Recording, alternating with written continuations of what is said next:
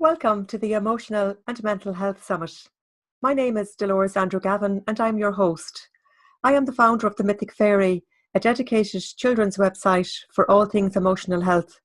I'm also the author of 2 children's books, an empowerment and assertive coach, a podcaster, blogger and mum. I have 2 reasons, I guess, for doing this summit and bringing it together. And firstly, it's to support the whole conversation that's already there around emotional and mental health. And secondly, I also want to bring tools to people to show them that, I suppose, firstly, that there are tools that we can use to help us, whether that be learning something like emotional freedom technique or helping ourselves to step into our power by finding our voice. There are lots of different tools I'll share on this summit from the speakers that will be speaking. And also, of course, you also will hear from people who have been on a journey themselves. So it's always good to know that we're not alone and that others have travelled the same path possibly as ourselves. I hope that you enjoy the summit. Thanks for being here.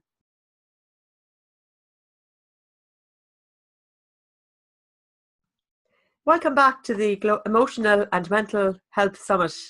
So delighted to be joined this time for an interview by Liz Valloor. And Liz is going to talk to us today about conscious parenting, and it's a great topic to have. So Liz is a former deputy principal of a Jesh 1 school, and she's a mother also of 4 adult children. In 1994, she says herself, she became aware that we too are programmed, and the apps and beliefs that we hold have such an effect on our lives and also on our children. So she became to realise that before she could start making changes, she had to look at her own beliefs in that. You are so welcome, Liz, and welcome. Oh, you're welcome. I'm delighted to be here. I think it's a subject I am absolutely passionate about, especially, I suppose I bored the living daylights out of people when I discovered it first. But I had no idea the impact of our family environment, our social environment, our educational environment. I had no idea how all of this we just downloaded. And if you were in a different house growing up someplace else, you had a different program. So whereas on one, you may have limiting beliefs, on another, you may have somebody kind of saying, oh, you're wonderful. And yes, you can do this. And yes, this opportunity is there for you. But it totally depends on, and every last one of us are going to have downloaded some program or other. Now, what I got passionate about was seeing the impact of mine on the people around me. So up to that, Dolores, I thought if I could do things for my children, I could make them happy. I was thoroughly convinced. Yeah. The more I did, I could make my children happy. And the more I did for the children in the school, that some way or other, I was going to wave my magic wand. And when I discovered, I actually began to see, as my children got older, I began to notice that they were repeating some of my limiting patterns. And I saw one of them, you saw the good child, you saw the one looking for the attention, you saw all the different ways they had of survival. But I noticed that many of them were mine. Many of them are what I used as that kid. And what I was fascinated was that up to age 7, we are in our subconscious mind. So we take everything down without knowing. Now, we don't process it. We just take it in as truth. Yeah, absolutely. And I think it was that bit. And I thought, oh my goodness, I didn't see it like that. And then I was all for changing them. Like they were meant to have skills. They were meant to be able to be strong in front of authority. How in God's name were they going to get it if I wasn't showing any sign of it? I love it. Yeah. Really? How? If I was terrorized by authority, if I couldn't speak up or say something, how were they meant to do it? And yet here was I expecting them to be able to do it without me role modeling what it looks like to them. And that's so to be, true, isn't it? That is just so oh, true. Like, it's like the monkey say, monkey do. Children learn so much more from what we do than what we say to them. And oh, it's certainly, absolutely, yeah. So I turned the whole tide and made the focus of attention. So at that particular stage, I had a 16-year-old who was kicking the traces. I had one that just was being such a good child. The whole thing. And I'm thinking, I have absolutely done everything to make these kids happy, and I know they're not. So what's wrong? So I turned it, instead of focusing on them, I focused on me. And I began then to read books and go to workshops and try to discover. And when I discovered, I remember actually, it was really funny. I was at a workshop. Supposedly, the whole idea was meant to be the money program, right? And the idea I thought was going to help me get out of my limiting belief around money. However, one of the questions I was asked was, put down 10 attitudes your dad had to money, your mum had to money, you have, and maybe a significant other, like your husband or whatever, right? Anyway, I put down my dad's, like, oh, money doesn't grow on trees. Oh, you'll have me in the poorhouse. And so it went on. Mum's was, oh, in for a penny, in for a pound. But I noticed I actually attracted somebody into my life who mirrored my father's attitude for money. You couldn't get a penny out of him nearly without a struggle. Do you know what I mean? And I realized that when you have something embedded in you, you attract somebody in your life that mirrors that to you. So if I had a limiting belief that I didn't deserve or I wasn't good enough, I attracted somebody that mirrored that to me, that made me feel that I wasn't good enough. Now, when I saw that shenanigans going on, I said, right, now there's only one person that needs to change here. And it was me. And that's what I began, Dolores. That's what I actually began to do, to watch, to see, to do. So I began then to stand up to authority that was further away from me. So at least I could go back to my own house and feel safe. And then eventually I brought it closer and closer to home, where I began then to be able to say, look, I actually don't agree with that. And then I noticed my children then were able then to say, be able to speak up, say how they were feeling, say what they wanted to do. Do you know what I mean? absolutely. Yeah. So I remember once with my son, it was hilariously funny, and he had been up half the night on the computer, whatever, and he was meant to be in town the following day. He said, any chance of a lift? He was dead late. And I said, no, you're on the computer half the night. And it took, because he was really just gorgeous and he really could charm the birds off the trees. And he said, no, he said, any chance I could learn the lesson next week? Oh, yeah. But this is where the cancer, but then he needed to take responsibility for his bit. And I knew if I was constantly going to rescue him, he was never going to learn it.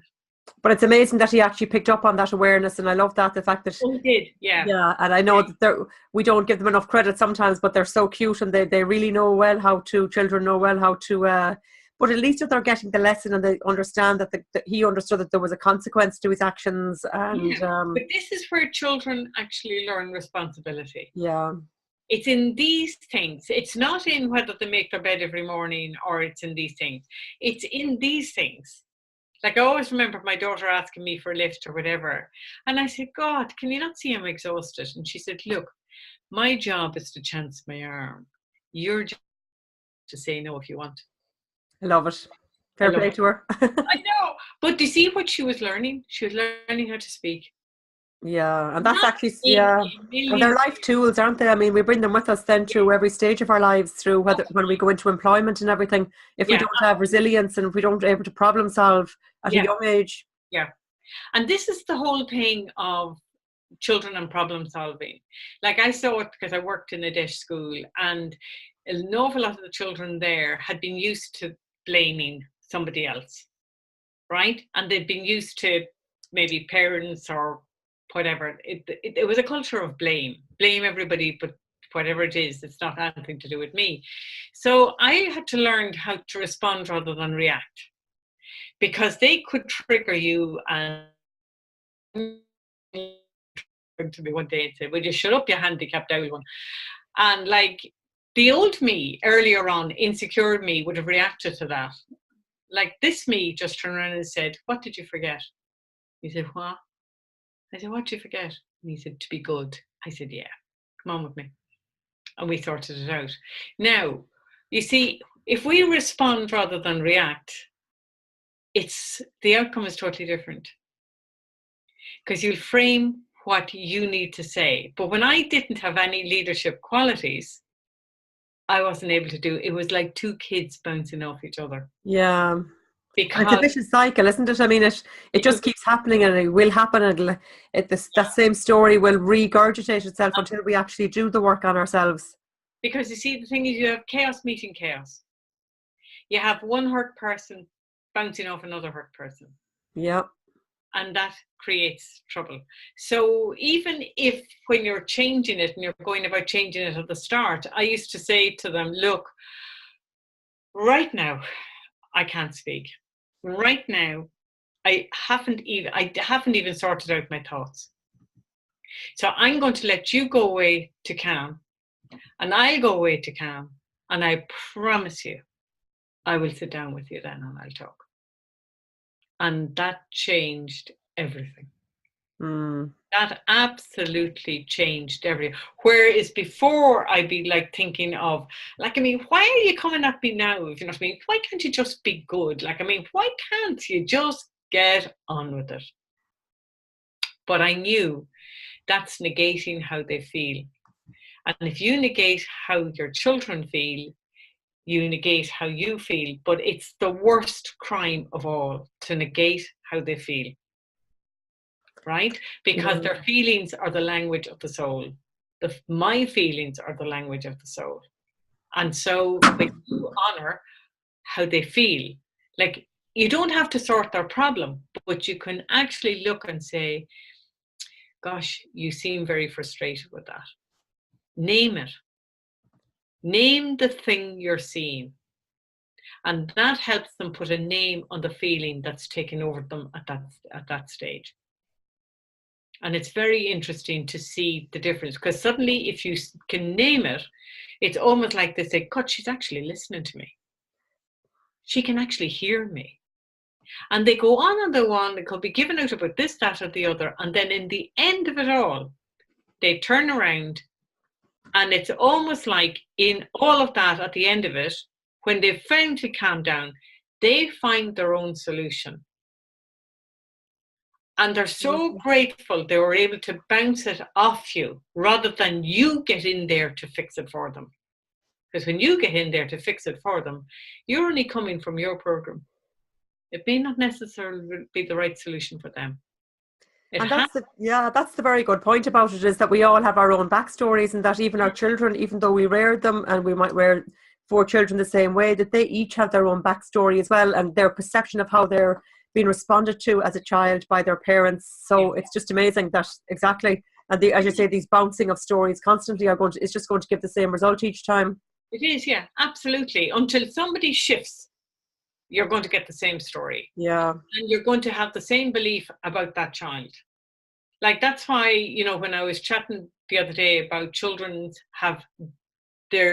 some of them are much more sensitive than others. And like that, Dr. Thomas Boyce's book, The Orchids and the Dandelions, absolutely fascinated me, because like the orchids, bless them, they have to grow in the mud. They're down there and they're struggling to find the light of day. And they're in a system that they find difficult to be in school systems or family dynamics or whatever is going on for them. But when they're nurtured and understood and cared for and supported, they're the ones that absolutely come up, and they are amazing. Whereas dandelions can flourish anywhere. They can flourish absolutely anywhere, but they can't be forgotten. Because to me, the dandelion would be in danger of being the good child. And I have such a thing about that in schools. You see, I've worked for all those years in schools. Yeah, tell us a bit about that, the good child. I know that we spoke about this ourselves. So firstly, I suppose the book is about the differences in different types of children. We spoke about this, like where we have sensitive children that are the orchids, and we have children that will just conform because they feel they have to. but then children that, it's not that they don't conform, well, I suppose in a way they just... They're challenging a system that if they see something's wrong with the system, they'll challenge it. If they see something out of alignment, they'll challenge it. If they walk into a room and they see mum being false around mother-in-law or whatever it be, they'll challenge it. Right. They'll challenge it. They'll kind of say something about it, or why don't you stand up for her? Why don't you? You tell me that I'm meant to do this, and you're there, and you let her do this, and she walks into the house and she can do what she like and say what you like, and you say nothing. And they'll challenge that in you, and that's what makes it sort of more. If the other child will try and see if can they keep the peace. Yeah. Now, what I found fascinating was with I had, let's say, because it was a DESH school, maybe no more than 25 children in the end. Initially, it was 38 children, right? 38 children with so many of them, their needs were just extraordinary. It was almost like crowd control. But what I learned was that you suddenly saw there was a whole cohort of them that were the good children. And then you had these other characters that were challenging everything, shouting, mouthing, giving out and doing whatever it be. So your attention, you're constantly trying to deal with the loud ones. And very, very grateful for your quiet child. Until I spotted and said, oh my God, we're training the good children to put up with this. Yeah, good point. We're training them. And I noticed that my good children then, because you called them good children, they became associated with their personality. And then what happened was they were afraid to do anything or say anything that would lose their good child image, right? So I had to reframe the whole thing with them and say, hang on a minute. I don't like that you're accepting that this fellow comes over, takes your stuff, walks away, and you tell me it's all right. And I'm saying to you, it's not all right. It is not all right that somebody walks over and just takes your stuff. Sure. So I want you to be able to tell me, or to be able to say in a safe environment, no, this is not it. So I remember one particular girl, and the principal said she was a good child before she went to you. I said, I know, so good she'll probably be pregnant by 16 because she won't know how to say no. Yeah, amazing. Oh my God. He said, I never saw it like that.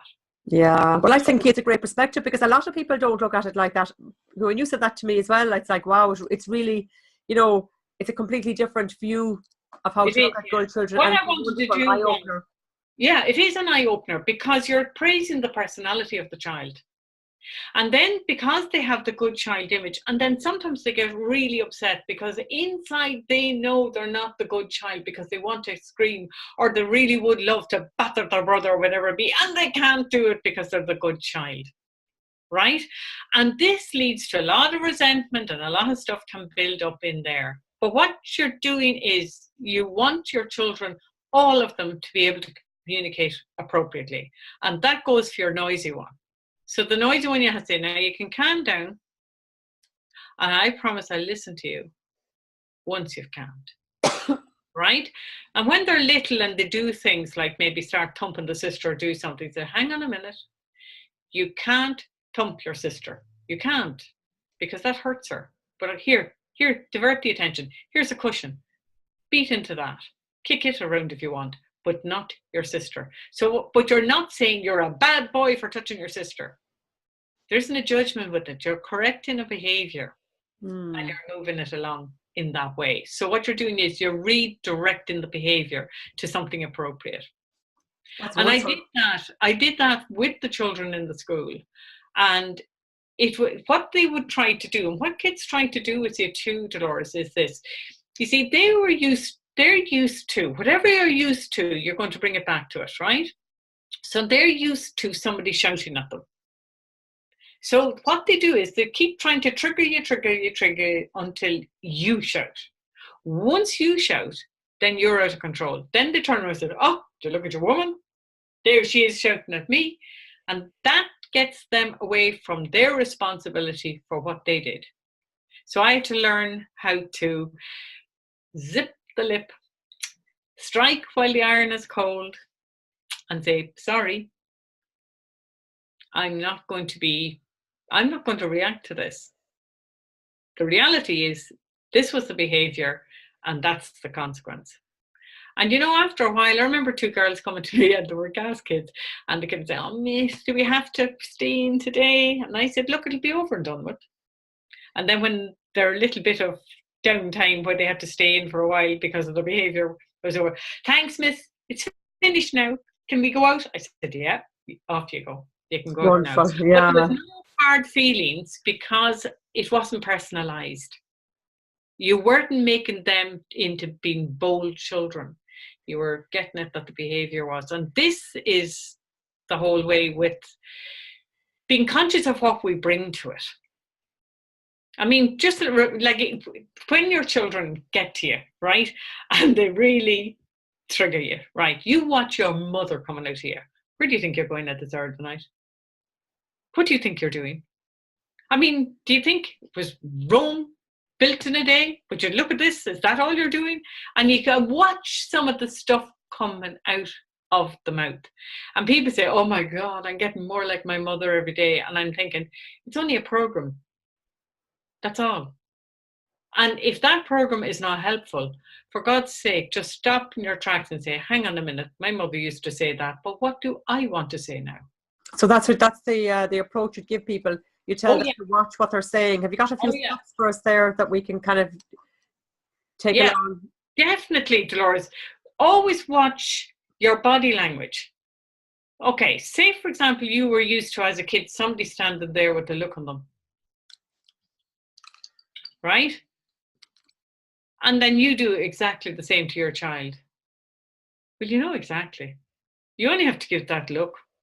And you know exactly where it's coming from. But you kind of say to yourself, is putting on that face helpful? Or would it be a lot more helpful to be able to look at the child and say, okay, can you talk to me about it?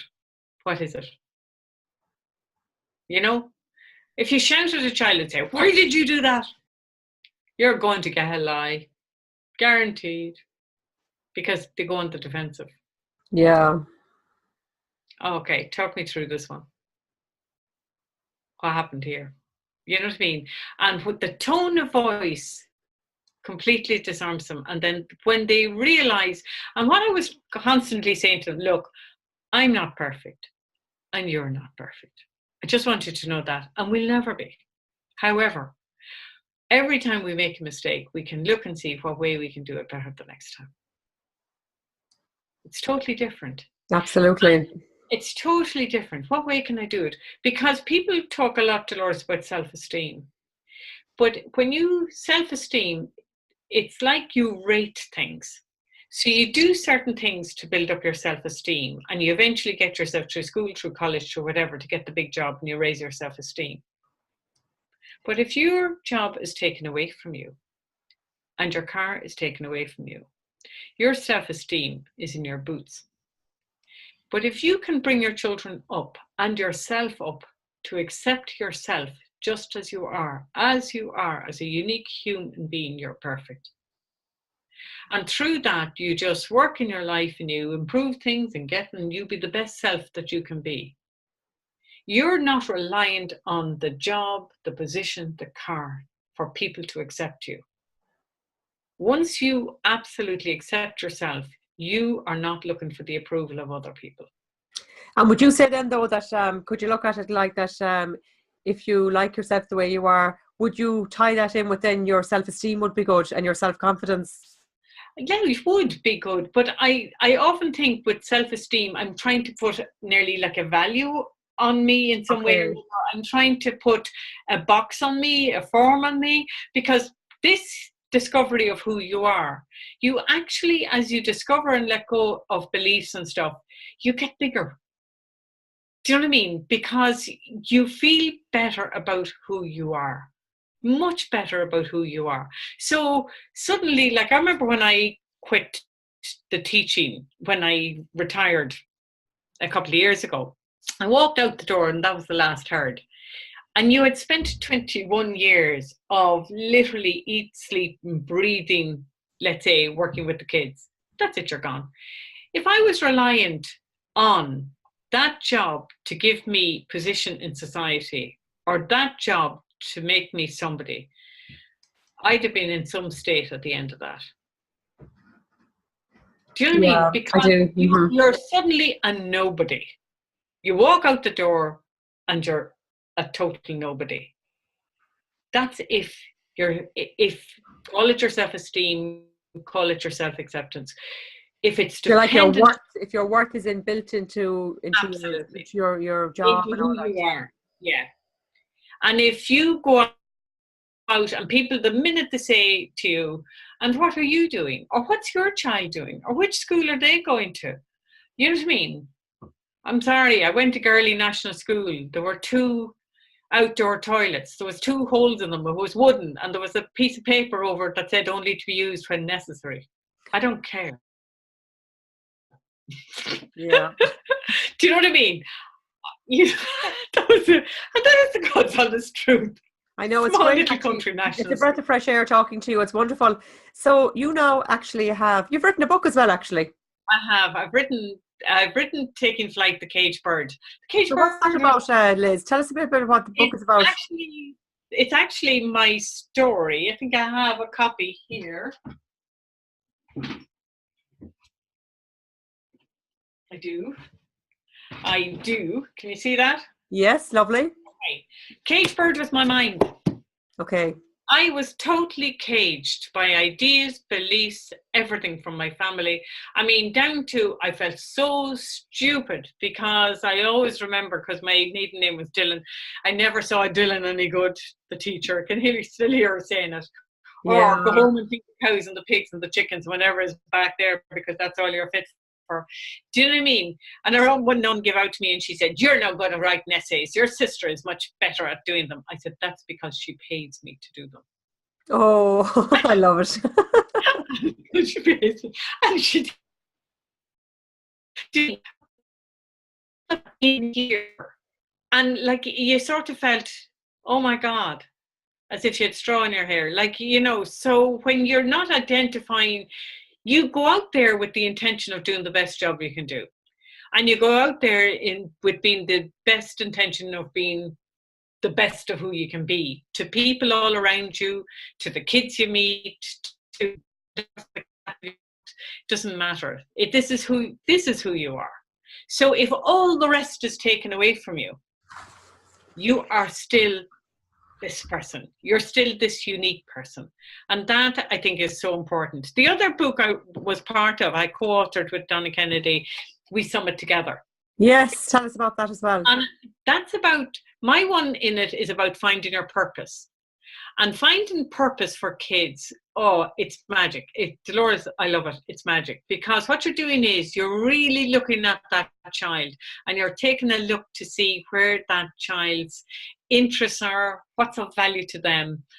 And I'll give you an idea about it. Like, if you can link what you want to teach them with something that's of value to them, then you're on the right page. Because I wanted them to learn, do you know the song Grace? Rod Stewart is singing it at the moment. It's that beautiful song about Joseph Mary Plunkett and Grace Gifford. Okay. And he is getting ready. They're getting married up in Kilmainham jail the night before he's shot, right? 1916. It's a beautiful song. But the lads there with beautiful voices, and some of the girls. And I wanted them to sing it because all the 1916 celebrations were going on. And they were having none of it. I can tell you, Sissy's song, Grace, just hold me in your arms, and oh, for God, let this moment linger, would you, for real? You know what I mean? So came up on my feed someplace that Celtic Football Club, their song, their anthem is Grace. Oh, wow. Okay. Oh, wow is right. Bingo, says I. Right? So I said, okay, lads. Up it went on the interactive whiteboard, all the fans singing Grace before Celtic went out. And they sang like canaries. Yeah. If Celtic. See, I linked what I wanted with what they were passionate about, football.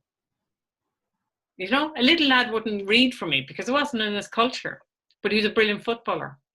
So what I said to him one day is, well, who do you want to play for? Man United, of course. And who did he want to be? And he goes on. And I said, what do they have to do if they're going to play there? Sign a contract. And how much money would you get if you were in there? He said that. And I said, oh, a bit of a pity though. See, if you can't read, you won't know what's in the contract. He read. He learned so quickly because I linked what I wanted with what is good for him through what he finds. So you find their purpose in there, in those things. And you find where their values are, because you have some children that are unbelievably creative. They're the dancers, the singers, the writers, you know, they're all this side, they're artistic, they're whatever. But that part, I mean, it drives me bonkers. Ireland is the land of creativity, right? It's an amazing place. You have all these artists, you have your poets, you have your writers, you have your filmmakers, you have absolutely everything. So a huge part of our psyche is creativity. And what do? They promote constant academia. And it just seems madness, doesn't it? That there isn't a more balanced approach. That yes, you need your academia and you need all that, but this part is where we are strongest. True, yeah. We're incredible inventors. Do you know what I mean? We're incredible sports people, inventors. Look at all the stuff when you think back over the years. It's extraordinary. And would you think that going back to what your conversation earlier about the orchids and the dandelions, isn't it? Yeah. Would you think orchids are more right-brained, creative thinkers? Yeah, absolutely. Absolutely. And the thing is that once you understand that they're unique, what you are trying to get them to do is, if they feel understood, if they feel you can listen to them, if they feel you are really promoting and getting them into the area that could be suitable for them, they just blossom. Yeah. They absolutely blossom. And if you get them then working in groups with other creative children, I mean, the sky's the limit with them. And that's great for, like, the whole summit is about emotional and mental health. And of course, this all feeds so well into this because... Yeah, because then they feel good about themselves. Yeah. They're now doing something and they're being able to speak, to do things. I mean, it is incredible. But if we then, Dolores, if we kind of turn around and say, yeah, but he'll never get a job in that. Okay, he'll never get a job in that. So we'll put him into one of the girls I was chatting to recently, and the parents insisted she go and do business and languages and all that area. But holistic area was all her area. Eventually she came back to it, but she had to come the long route. Yeah. Plus she had to come being ostracized by family because she chose that route. But she had to do it. She said she got a job where she was totally trapped. Yeah, like I went on a completely different career as well, actually. Like, I was in the legal world for a long time before I finally am doing what I wanted to do. I spent 20 years in law. Yeah. So it's amazing how we can take a long route, but luckily enough, most of the time we will get there. We will get there. And the other thing too is, I never see, because I started out in the bank. Actually, no, I started out in Bird's Jelly Deluxe. I was in the audit department, selling jellies and things, whatever it be. But they were very kind to me. I learned a lot of skills there, learned how to type there and do things like that. And that helped me get into the bank. And then the bank, I had to resign on marriage because of the marriage ban at the time. Okay.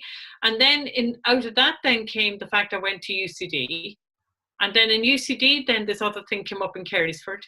And I went the long sort of route. And then I went in, did a year's teaching, and was always in the home for the bewildered, because I love being with the kids, but the system had me. Yeah. I was literally rocking in anguish. But I ended it, and when my children were born, and I did my own preschool for 14 years. Oh. And yeah, and I could be who I wanted to be with the kids. Yeah. And the kids helped me be who I wanted to be. And we had a lovely, lovely, lovely time. But I separated because I changed so much from being the little mouse who said yes or no, so 3 bags full for her to say no, because I knew that if I didn't find that voice, my children wouldn't find theirs. Yeah, I knew so I needed true.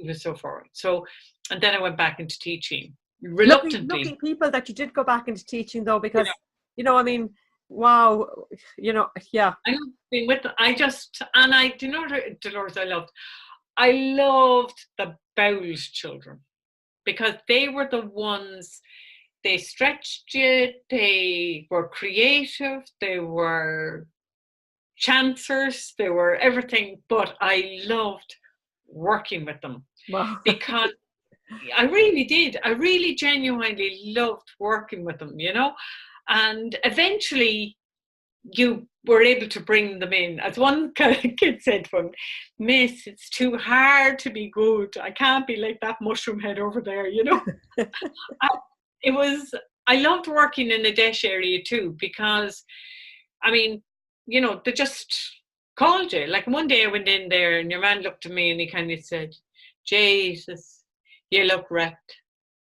And I thought, I am wrecked. Do you know what I mean? It's the way he said it to me, Yeah. And it was just Yeah. that gorgeous way of, I'm writing a book at the minute on some of the stories of the kids in it, I mean, they asked you most extraordinary stories. Miss, what age were you when you lost your virginity, Me, what? And I said, oh, when you started kissing boys and all, I love it. I said, oh, God, do you know what I mean? I worked with kids in small groups, I worked with kids in large groups, and I set up a garden in the school for kids who found academia too difficult. And we had a bowl in it. And they were some amazing kids out And there that's in that great. And garden. what I love what you're Just doing now is that, extraordinary. yeah. Sorry, we had a bit of an overlap there with the Wi-Fi again today. We're having a bit of issues with it. But I love that you're now bringing all the work that you have done, and you're bringing it now into workshops. And am I right by saying your workshops are called Conscious Parenting? This one is specific on the 30th of May in the Talbot Hotel in Stillorgan at 7:30. It's specifically for parenting, whereas I do other ones on conscious living. You know what I mean? And that, because I am so, I just feel we are so much greater than ever we could ever imagine who we are. But we're limited within the confines of those apps that we downloaded. And really they are apps. It does take a little bit of, you're going into unfamiliar territory, you're concerned about losing friendships and stuff, but your solid friends always stay with you. So what can people expect if someone was to go now to your Conscious Parenting course that's on at the end of May? I'll put the details up. What can they expect to come away with on the night, Liz? With much greater insight into how they can approach their children, how they can talk to them in a way that their children can listen. I think it's also important for them to realize they can get themselves bogged down on trying to do charts and sticky charts and yolks and things. It'll drive them bonkers, because you can't remember who was what, or, it's learning much more about what you're bringing to it and being able to say, yes, I can actually change that. They were simple changes we can make, and you can make them, and it makes for a much happier household. One of the girls that went to it the last time, she said it was chaotic in her house. It was literally like banging their heads against a brick wall with one particular child. And from that day to this, she said, I cannot believe the relationship we have with this child now. That's phenomenal. That's great testimony. All it was just looking at something just from a different angle. Yeah. Without judgment of you, without giving, when we judge ourselves, we give ourselves such a hard time. I did what I did with my kids at the beginning because that's all I knew. From where you were, exactly. So you're helping people to change really where the beliefs that they have, they can better handle and the behaviour as opposed to directly at the child. I like that approach that you talk about, actually. That's great. It's so, and do you know the other thing, Dolores, too, is, You know, when you land yourself at the school gate, and I've seen it recently, and there's parents at the school gate, and one of them say, mine is doing this, and mine is doing that, and mine is doing something else. And you get into sort of a frame of mind that somehow or other you think you're failing your child because they aren't in all these extracurricular activities. But the children have no time to breathe. Yeah, I agree with you completely. They've no time to breathe. They've no downtime. You have no downtime. They have no downtime. And it's that thing of being able to say, hang on a minute, let's get them into things that are important for them, right? The ones that are in line with what they're interested in. They do not have to be in everything, but it is helpful if they're part of a team and they learn how to work in a team. Because the children of the future, in order to be able to deal with AI, all these robotics and stuff, like robots can't work in a team. Robots need to be programmed. But if we deprogram ourselves, we are way ahead of the posse. Because we'll be able to work in teams, we'll be able to collaborate, we'll be able to problem solve, we'll be able to do all of these things. The children who are capable of doing that are the children who will succeed. You could have a child who has top marks but can't communicate. Well, I tell you this, you know, it's going to be very difficult for that child. Love it. But the one that is able to move around and collaborate and see and work and relate, these children will do extraordinarily well. And that's what I'm all about. It's helping people do that. That's great, Liz. And thank you so much for sharing that with us on the summit. It's great. It's a great way for us all. I think the conversation is broader than even with our children. We can bring these tools into any situation where we may find that we are reacting to a behavior. And I think it's great that you've shared them with us. So thank you so much for coming on and doing that with us today. Pardon? I said thank you so much for coming on and sharing with us today. You're really welcome. I just love what I do. And I loved how helping the parents understand their child. That was so rewarding. Yeah, brilliant. It comes through definitely, and it definitely comes through. So thanks again, Liz, and I'll put up the details in relation to where people can go and get further information about your upcoming conscious parenting course, but also in relation to how they can find your book. Yes, exactly. Thanks, Doris. Thanks you so much. We'll see you. Bye-bye.